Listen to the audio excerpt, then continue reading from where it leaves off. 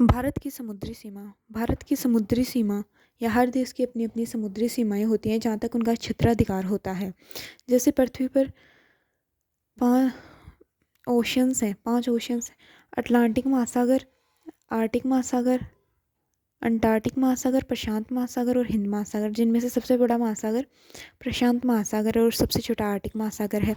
अब इनको भी किसी ना किसी का अधिकार इन पे होता है, यानी हर महासागर पे या हर जितने भी पार्ट इस जल पे सबका मतलब अधिकार किसका कितना होता है, ये ना यूनाइटेड नेशंस कंजर्वेशन कन्वेंशन यानी ये अमेरिका की द लॉ ऑफ सी के अकॉर्डिंग निर्धारित किया गया है। समुद्री नियम समझौते के तहत इसको निर्धारित किया गया है। तो एक नॉटिकल माइल्स में 1.852 किलोमीटर होता है। नॉटिकल माइल्स समुद्र के अंदर दूरी को मापने में यूज़ आती है और एक फैदम में 6 फीट होता है। ये समुद्र में गहराई को मापने में यूज़ आती है फैदम। और नोट 0.51 मीटर प्रति सेकंड होती है। ये समुद्री हवाओं के वेग को मापने में काम आती है ये इकाई। तो भारत भारत की समुद्री सीमा तक कहाँ तक है? सबसे पहले भारत की जो कोस्टल लाइन है, तटीय रेखा, उससे वो एकदम सीधी नहीं है, यानी वो टेढ़ी मेढ़ी है, उसमें भी पानी भरा हुआ है। तो उससे एक सीधी लाइन पहले तो इमेजनरी लाइन ड्रॉ करते हैं और उसके अंदर उस एकदम सीधी लाइन है उस तट रेखा के अकॉर्डिंग खींचते हैं और उसमें उसके अंदर जो पानी रह जाता है उसे इंटरनल वाटर बाउंड्री कहते हैं, यानी आंतरिक।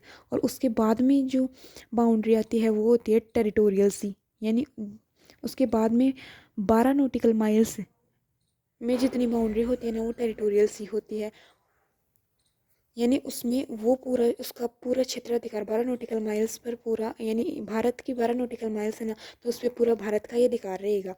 वो कुछ भी कर सकता है। यहाँ पे कोई भी विमान बिना परमिशन के कुछ के भी आएगा तो उसको मार गिराया जाएगा, या फिर किसी भी देश का कैसे किसी भी तरीके से अधिकार नहीं होगा, वो आ भी नहीं सकता बिना अनुमति के। फिर उससे अगले 12 नॉटिकल माइल्स कंटीजियस जोन आता है, यानी संलग्न क्षेत्र आता है। इसमें अपन कोई भी जहाज या कुछ भी आता है उससे हम कर वसूल करते हैं, सीमा शुल्क वसूल करते हैं। यानी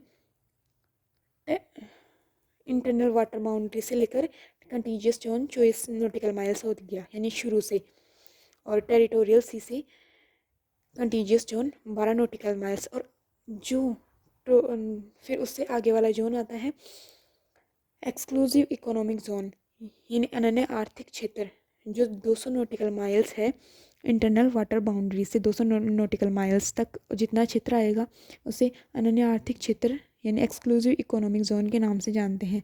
इसमें ये होगा कि यहाँ पे कोई भी अलग अलग देश का कुछ भी कोई भी आएगा उससे अपना अधिकार रहता है। यहाँ पे कोई शिप वगैरह किसी भी देश की चला सकती हैं यहाँ पे, लेकिन यहाँ पे जो जो आर्थिक महत्व से जो भी चीज़ें होती हैं वो भारत की होंगी। जैसे कि मछली का व्यापार, यहाँ पे जितने भी खनिज निकलेंगे वो भारत के ही निकलेंगे, मतलब भारत में ही आएंगे।